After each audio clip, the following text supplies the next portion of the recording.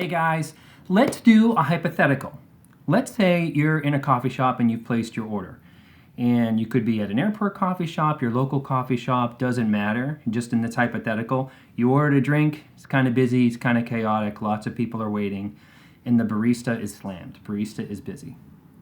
And it comes time for your name to get called, and they kind of say, order up for blah, blah, blah for your name. And you go to pick up your drink, and it's not your drink. So you say, oh, that's not my drink. And the barista says,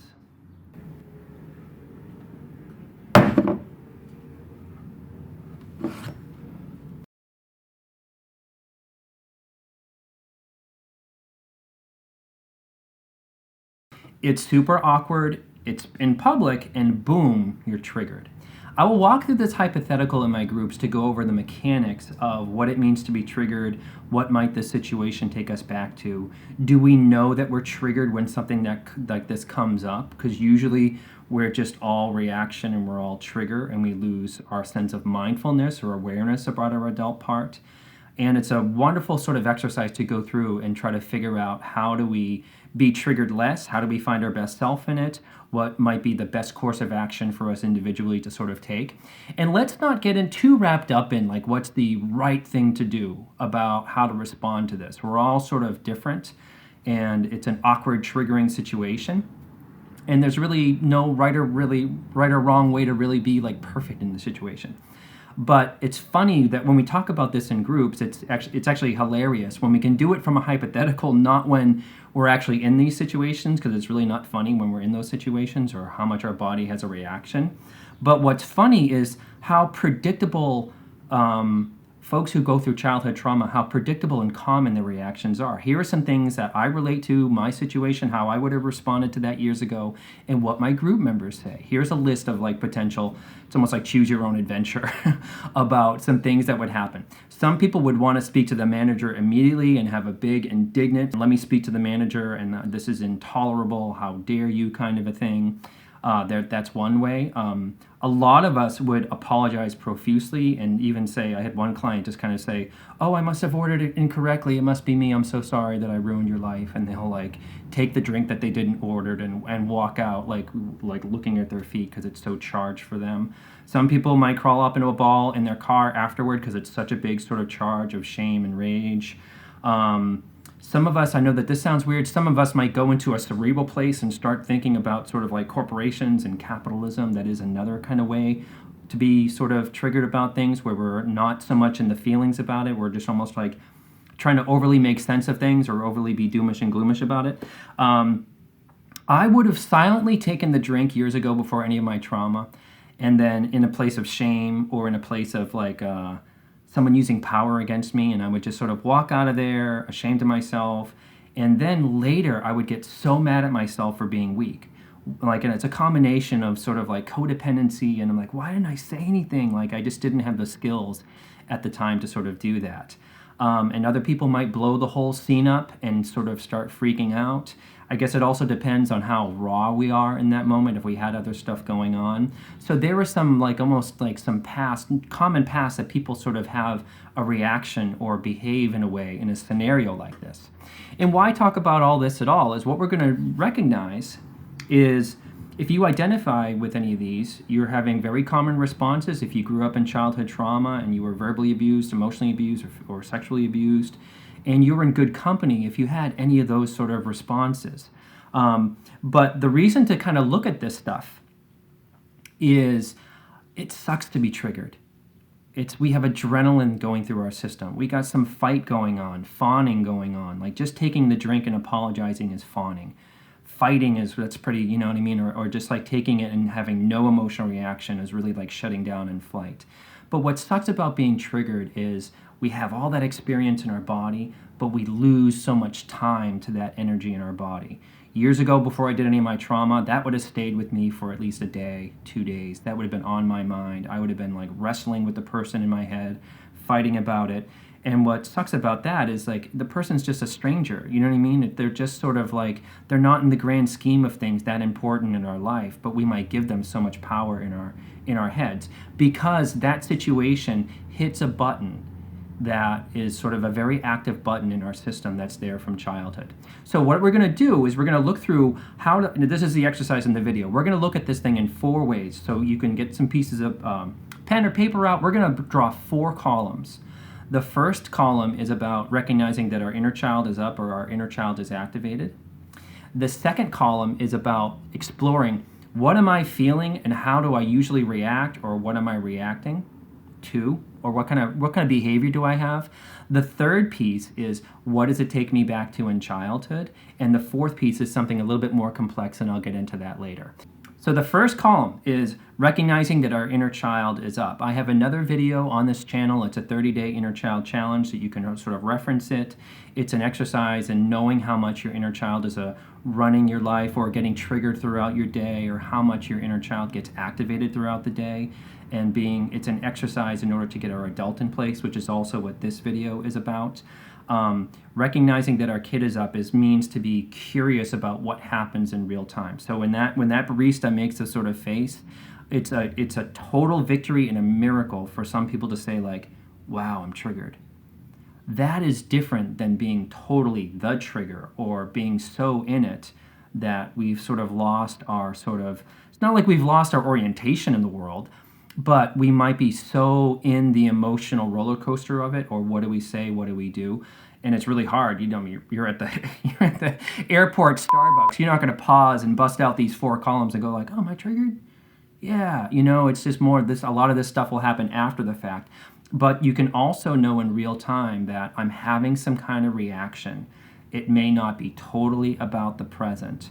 And why that is good is it keeps our prefrontal lobes online more, and that is more the thinking part and our expressive part. I look at it as like our more best adult part of us. Not that the inner child is bad, but the inner child is more about the limbic system, and a chunk of the brain being the amygdala, which is sort of like the system smoke alarm. So when that barista is like giving dirty looks and like having a F my life moment, I think in a nanosecond, that amygdala will become activated in a smoke alarm, and then we sort of lose our best thinking, and then we start going into sort of survival sort of strategies, like fawn, fight, whatever. So that's the first column, is to know that our inner child is up. The next column is an exploratory, again, to keep the frontal lobes online, to keep the adult more in place. So let's just say like this happens and you get on your plane or in your car, or you're like leaving at some point, to kind of check in with yourself afterward and say, what was I feeling there?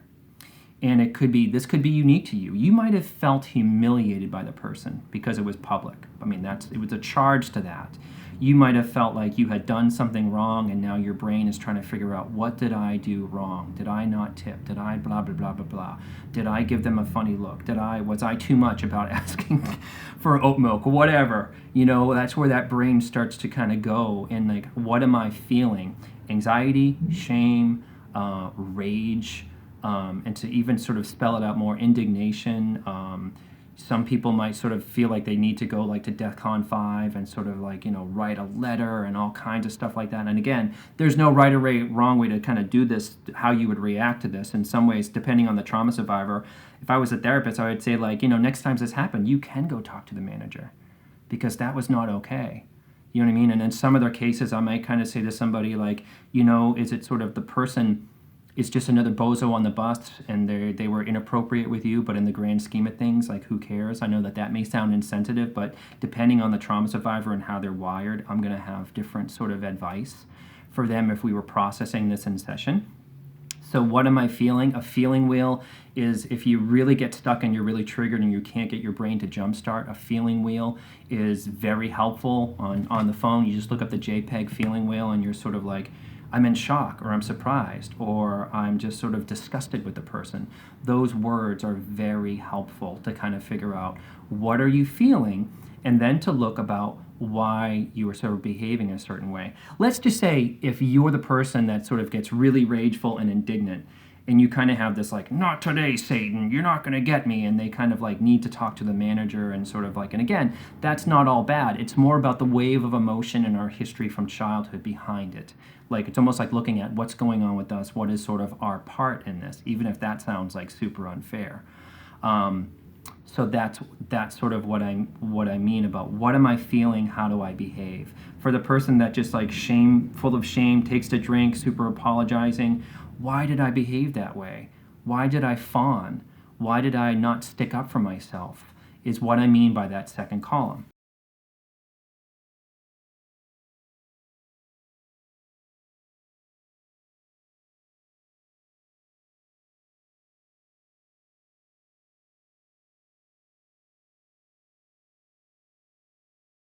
The third column, this is where it gets to be more exploratory about childhood.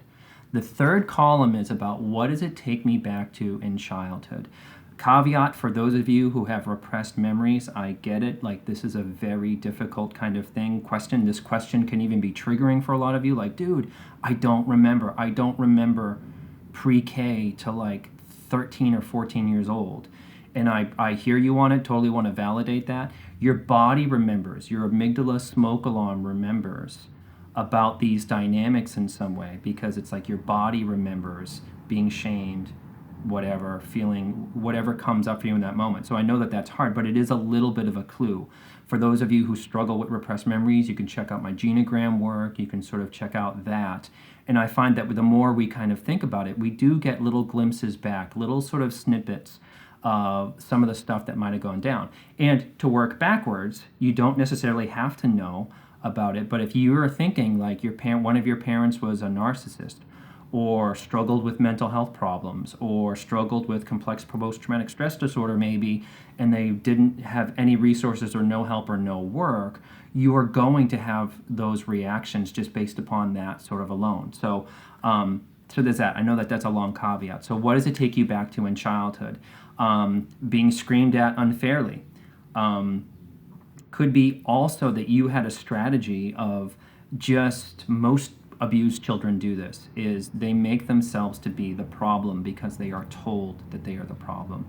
So it's our body's conditioning to think, I must have ordered wrong. I must have caused all this. I can't believe I've caused this. I've ruined this experience for everybody. That's another example of how that might have been true in childhood somehow. I think about sort of that parent that's like, you ruined your brother's birthday. I can't believe that you wanted the rose. You know what I mean? Like, I know that sounds like so. This is like daily stuff of this. It's not just one time that you wanted the rose on your brother's birthday cake. It is that energy of a very shaming and blaming sort of parent who causes these kinds of reactions. And depending how you're wired, you might sort of fawn or you might sort of fight it. It doesn't matter. There's no moral sort of judgment on the reactions. It takes just as much adrenaline to fawn as it does to fight, I think. So let's not get caught up in sort of does not judge ourselves for those survival-based strategies that we're sort of wired to. Another sort of things that it might take you back to is having to settle for things. Having to settle that things were really unfair. You're a scapegoated kid. You didn't get to choose the color of your birthday cake, but your brother did, or whatever. Situations in your childhood where it was just kind of like, well, F you don't get to decide. I tell you what you want. Situations like that. Situations where you felt like you had to walk on eggshells. Or even in my other videos, like there was 7 toxic families, everything looks good on paper. So there's like, it's something that is like modeled for you, that you would just be the better person and whatever, and put it aside. So those are some examples to get the juices flowing about what it might take you back to in childhood. The other thing I will ask the group, and this might be the most important column sort of in it, because we don't really talk about this enough, is in this column, I will ask you to take the same scenario, just think about it right now, and the question is, how would your parents react to that barista? I'll go first. My dad probably had, he had MPD. I lived with them for 20 years. I know he had MPD. And he would have this moment of just sort of like, don't you know who I am? Like, how dare you? He would blow the place up. He may not go get a manager, but he would like dress that barista down. And in a way that would not be sort of, it wouldn't be just him advocating for himself. It would be from this place of like, how dare you ever? I am the greatest thing since sliced bread. And no, and as a kid witnessing that, you're like super embarrassed, super ashamed. So that's how my dad would handle it. He would blow the situation up from a fight response. How my mom would handle it, most likely my mom would have been drunk. And then she would have tried to befriend the barista and become the mayor of the coffee shop. She would just sort of like, and it would be equally as embarrassing, but she would try to just make everything better. She would sort of talk about how maybe they're not sort of paid enough and she gets it and all that kind of a thing. But then she would talk trash about the person the minute that she got out of the coffee shop. So that is why are we thinking about what would our parents do in these sort of situations? Is I think as children we can go two ways. When for in the case of my dad, I would not want to do that. So because I hated the way he treated people, hated the way he treated his family, and little kids make these big oaths. I am never going to be like you. So I picked a more codependent strategy. I picked a more passive strategy. So in the past, before therapy, I would have just picked up that drink, apologized, gotten out of there, and then hated myself for being weak. So that's where one idea about where that is sort of coming from. And then another part, like let's just say in my mom's sort of scenario, I would have not wanted to just sort of make it everything to be about myself in some way, or make a scene in that and just try to get out of there from a place of shame and just let people go on. So this is examples of how shame will run a huge element of this stuff is shame that runs these scenarios.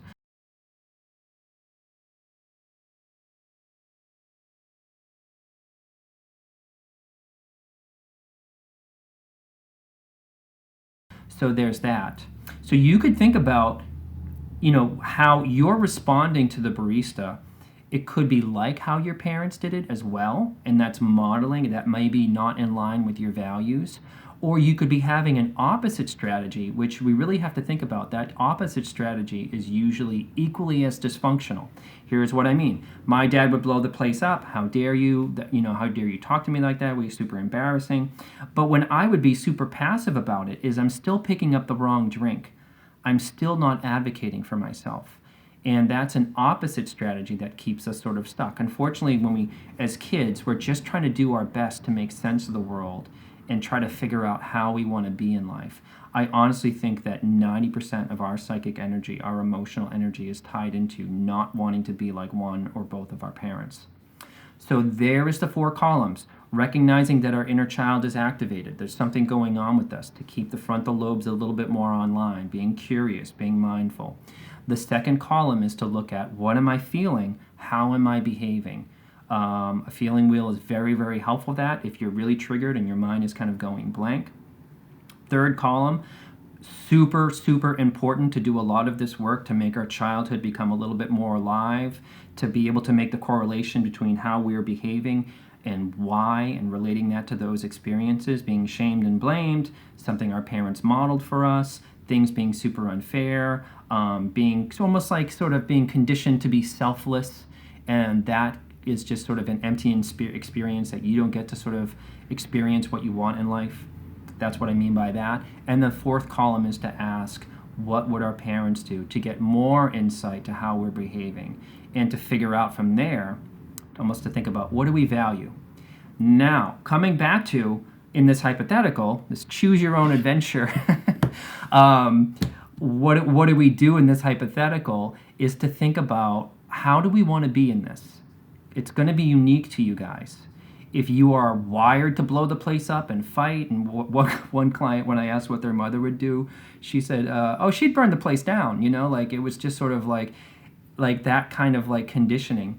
And when you're in this trigger or thinking about your triggers, whether it's a barista or your partner triggering you or your boss triggering you or a family member triggering you or you triggering yourself, you can use these 4 columns. But this last thing that I'm thinking of, let's just ask guys, what do you do about the barista? And at times in my life, I've been in the middle of my own therapy work. I find that, here's another analogy. When I started therapy work, I'm driving down the highway emotionally and I'm grinding the car into the guardrails with my childhood trauma. That would look like, don't say anything, just be a good person, just don't make any waves, just take the drink, And as I started, this is funny, and as I started to do some trauma work, this is a little bit what it's like. flipped all the way over to the other side, and I would have these, this is not my drink. This is not my drink. And I might have like almost made a fool of myself a little bit, but that's still progress. I know that sounds bizarre, but we're over here on the other side of the rails. It's like where some of this stuff isn't graceful is what I'm trying to say. And then gradually, the more trauma work that I did, I became more balanced and sort of middle laned, where I don't really sort of not stand up for myself and take it, but I also don't have to blow things up. Here's what I would have done. And again, this is unique to everybody. This is not how to handle the customer service kind of a thing, because it's sort of like everyone is sort of different. If thinking about what I would have done in that sort of scenario is, I think I just would have sort of said to them like, hey, look, I waited tables for 7 years. I get it, and I probably shouldn't have been waiting tables for that long, but don't talk to people that way. And usually when I do something like that, in a weird way, and I can sort of do that, that took me years to be able to do that. That then I find what's interesting. What I find is then that gives the person, they recognize, it's almost like a mirroring for them, and they'll be like, "You're right, dude. I'm sorry. I just you know what I mean, or whatever." And then I'm done with it. I walk out of there, and I might be sort of like, "Oh, jerk, whatever." Like maybe they're making like $11 an hour. That sucks. I've been there, but like that sucked. And that's it. And I get in my car and I go about my way, and I feel good about what I said to them and whatever. Another weird, if they had like upped the ante, you know what I mean? And then I would have sort of said like, okay, let's talk to the manager, that kind of a thing. This really doesn't work for me, and even if that, it just depends. If I'm catching a flight, I'm out of there. I don't kind of give a F, but that's what I mean about that. And it's hopefully that made sense to you guys. So I hope this video was helpful. Some other videos to check out related to these things is the 30-day inner child challenge, but also a recent video about 6 unknown childhood trauma triggers. That barista might have triggered you like they're mad at you, other person's moods, could be ambiguity, could be thoughtless and oblivious, could be any one of those, and you can use those as a resource and a reference point. And that's all, guys. I hope this video was helpful to you. If you like the video, hit the subscribe button or the like button. You can't miss with any of these buttons. You can check out my website if you want to get a hold of me, or check out my e-course work. And if you really want to support the work that goes into this channel, you can check out my Patreon page. Till then, guys, have a great experience at the coffee shop. So, bye, guys.